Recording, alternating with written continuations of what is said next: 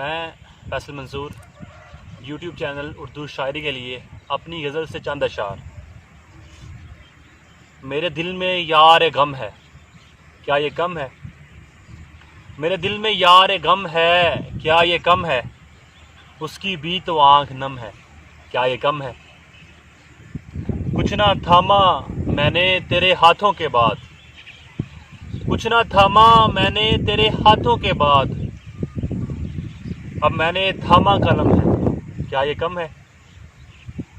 چاہتا تھا خود کو میں ضم کرنا اس میں، چاہتا تھا میں خود کو ضم کرنا اس میں، اف وہ تو خود میں ہی ضم ہے، کیا یہ کم ہے؟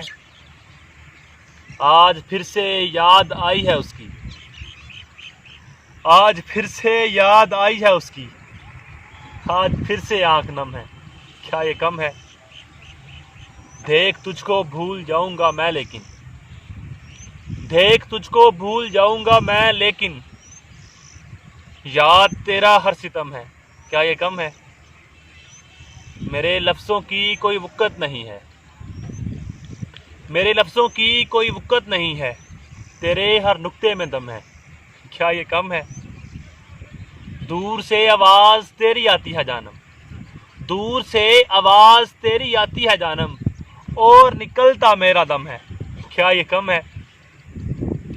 تیرا چہرہ تک نہ میں دیکھوں گا فیصل، تیرا چہرہ تک نہ میں دیکھوں گا فیصل، میں نے کھائی یہ قسم ہے، کیا یہ کم ہے؟